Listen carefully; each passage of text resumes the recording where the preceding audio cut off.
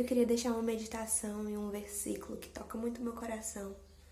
Em Salmos 22, versículo 24, ele diz: Pois não menosprezou, nem repudiou o sofrimento do aflito.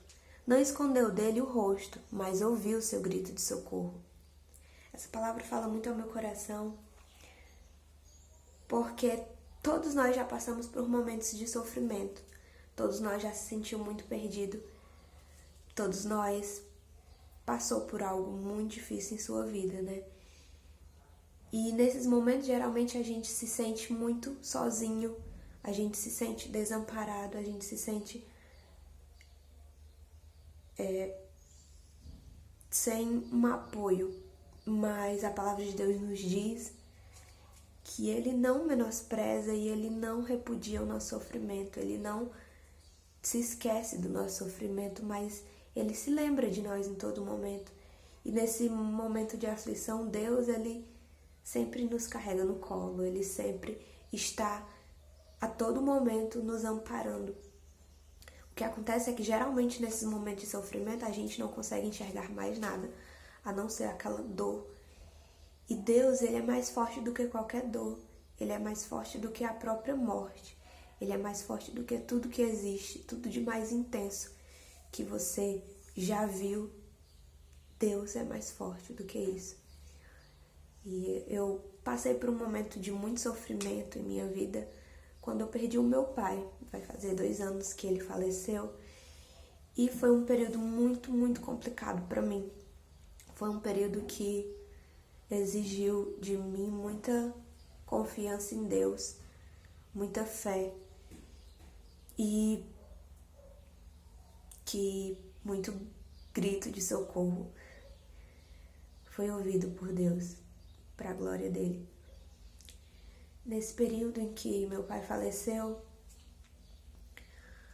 houve muitas complicações durante esse período, porque ele faleceu de uma forma muito rápida, passou 1 semana no hospital, ele teve um AVC, a gente socorreu, eu participei de todo esse processo de socorrer, de ajudar e de receber as notícias. Ele teve que ir para Fortaleza, ficar internado lá, porque aqui na minha cidade, em Limoeiro, não tinha um suporte para ele. Então, ele foi para Fortaleza e os meus irmãos ficaram com ele. E eu fiquei aqui na minha cidade, trabalhando, mas toda vez que eu saía do trabalho, eu ligava para eles para saber notícias, para saber como estavam as coisas. Todas as vezes tinham notícias muito difíceis. Medicações, intubação, coisas bem pesadas. E eu tava com as minhas mães aqui. Eu fui agraciada com 2 mães por Deus, para a glória dele. Uma mãe biológica e uma mãe que me ajudou a me criar, que no caso é a irmã da minha mãe. E eu fiquei com elas, cuidando delas. E sempre que eu ia dar uma notícia, eu tentava criar um ambiente agradável. Porque eu nunca gostei de dar notícias ruins. Eu nunca tinha passado por um momento assim para dar notícias ruins, né? A não ser quando meu filho ficou internado, mas eu não dava muitas notícias ruins, ficava mais pra mim. E nesse período eu tinha que dar as notícias, né? Os meus irmãos, eles não conseguiam falar com a nossa mãe porque eles estavam muito desesperados, eles choravam muito. E eu tava mais tranquila, vamos dizer assim. Eu me esforcei muito durante esse período para passar uma imagem de tranquilidade, porque eu não queria causar mais sofrimento. Então, eu falava muito com Deus e eu pedia muita ajuda de Deus para não me deixar ser abalada, não me deixar chorar. Eu entrava no banheiro às vezes e dizia: Deus, não é hora de chorar. Eu não posso chorar, porque eu sabia que se eu começasse a chorar, eu não sei se eu iria conseguir parar. Eu não sei se eu iria continuar a dar o mesmo suporte que eu vinha dando. Então, por muitos momentos eu fiz isso. Eu ia pro banheiro e eu dizia: Deus, não é hora de chorar. E por muito tempo eu escondi esse sofrimento, né? Em algum lugar do meu coração, em algum lugar do meu ser, eu escondi muito esse sofrimento e não gritei por socorro. Eu queria ajudar minha família, eu queria fazer que fosse de uma forma mais confortável possível, né? Mas a gente não tem controle sobre nada. Eu descobri que eu não podia controlar essa situação, não tem como controlar a perca de uma pessoa que a gente ama tanto, né? E quando ele chegou a falecer e o corpo chegou e muitas pessoas chegaram na nossa casa e todo mundo ficava olhando pra mim e dizendo o quanto eu tinha sido forte, o quanto eu era boa, o quanto eu era necessária naquele momento. E aquilo começou a doer muito dentro de mim.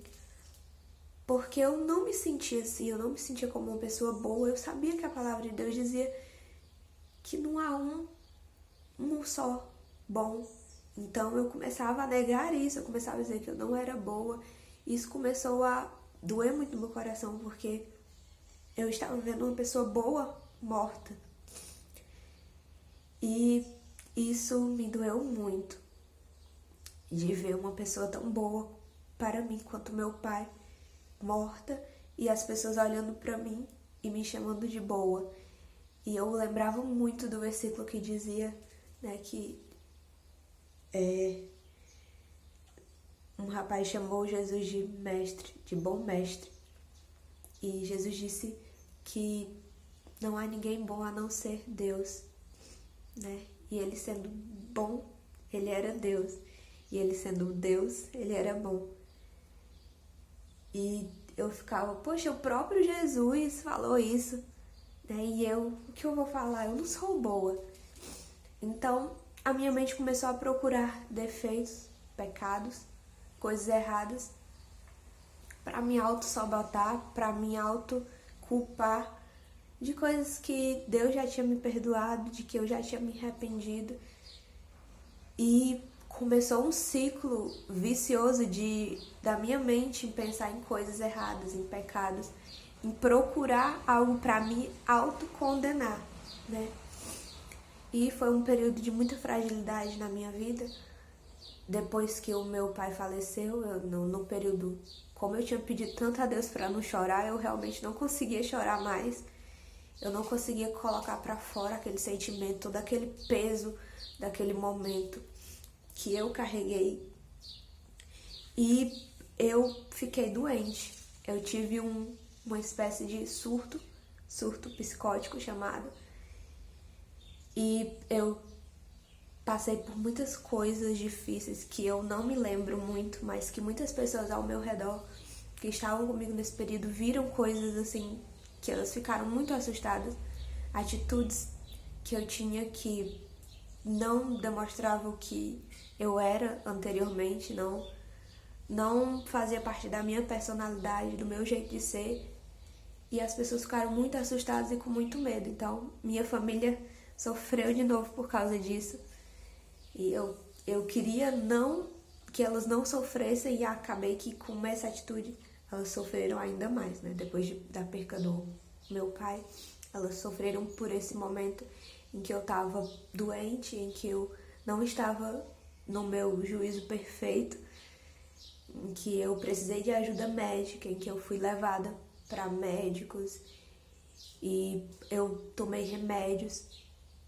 E nesse período, a única coisa que eu conseguia fazer era orar e gritar por socorro. Foi a hora que eu todos os dias gritava por socorro e pedia ajuda a Deus para que não trouxesse mais sofrimento para minha família.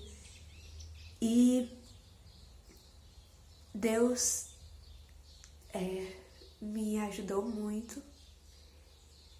Ele começou a me fazer lembrar de que em todo aquele processo ele estava comigo. Ele não me abandonou, ele não repudiou meu sofrimento.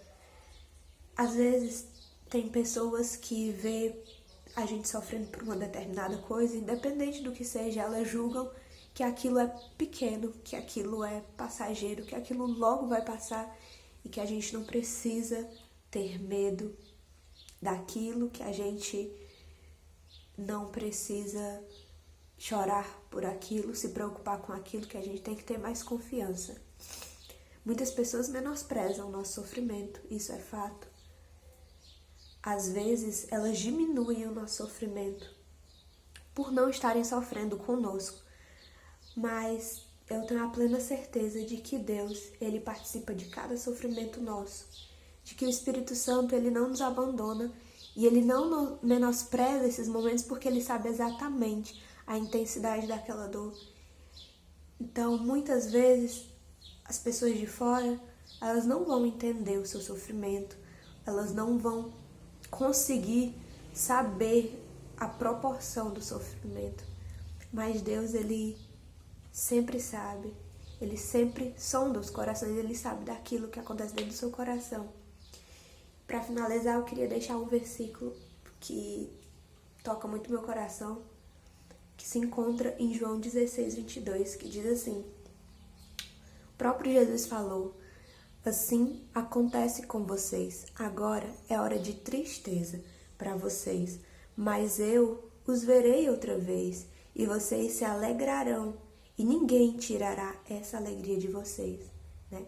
Esse momento em que Jesus estava próximo a ser crucificado e que ele morreu, e os discípulos passaram por um momento de muita tristeza, de que o mestre deles tinha morrido, que o mestre deles tinha saído de perto deles. Eles passaram por um momento de muita tristeza e Jesus os preparou para isso. Jesus falou, mas mesmo Jesus falando e os preparando, eles não estavam preparados para aquilo. Quem pode estar preparado de perder uma pessoa querida?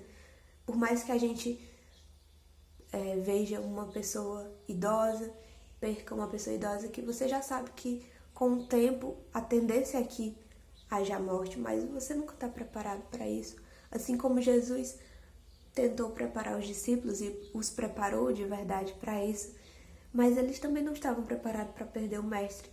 Mas ele falou que iria vir a hora de tristeza, que agora era a hora de tristeza, mas que iria vir a hora de alegria e que essa alegria não ia ser arrancada deles, porque primeiramente eles foram agraciados com a presença de Jesus e eles perceberam que Jesus era o Filho de Deus, e foi um momento de muita alegria reconhecer Jesus como Filho de Deus. Mas depois ele se foi, mas ele disse que ainda voltaria e que essa alegria nunca ia ser arrancada deles. Assim também é com a gente. Passamos por momentos difíceis e ainda vamos passar por mais. Mas Jesus nunca nos deixa em um momento sequer. Ele nos deixa. Ele nos acompanha nessa trajetória de dificuldade. Ele nos acompanha nessa trajetória de momentos tão difíceis. E Ele sabe, e Ele tem por certo que haverá um momento em que a alegria não será passageira, a alegria será eterna. Então, para aqueles que reconhecem Jesus como seu Salvador, para aqueles que realmente amam Jesus, eles têm uma morada lá no céu. Eles têm um lugar de encontro com Cristo real, espiritual, e que ninguém pode descrever como será. A gente pode tentar imaginar, mas a nossa mente é muito, muito, muito limitada. O que a gente tem por certo é que Jesus falou, Jesus deixou escrito, Deus usou pessoas para deixar tudo isso escrito, para que a gente meditasse de dia e de noite, que Ele voltaria e que Ele estaria conosco e que Ele nunca nos abandonaria em momento nenhum, e que um dia a alegria não será passageira e sim eterna. Então, eu desejo que você nunca esqueça disso, que a alegria um dia será eterna para aqueles que creem em Jesus, para aqueles que amam Jesus, para aqueles que reconhecem Ele como Salvador. E se você ainda não conhece, medite nas palavras de Deus. Busque o refrigério, busque o amigo que não nos abandona em hora nenhuma. Não se decepcione com as pessoas por elas não conhecerem a intensidade da sua dor, porque elas não foram criadas para isso. Só um pode saber a intensidade da sua dor, somente Deus. E a sua dependência é nele e não nas pessoas. As pessoas são usadas para te ajudar, sim. Sempre Deus usa pessoas para nos ajudar, mas elas não têm a plenitude do conhecimento do nosso ser como Deus tem. Somente Ele tem a plenitude de todas as coisas em suas mãos. A sua dependência tem que ser nele. Ele é a sua fonte de alegria e de conforto. Que Deus abençoe a sua vida e te ajude em tudo que você precisar, que você perceba a presença dele na sua vida. Em nome de Jesus.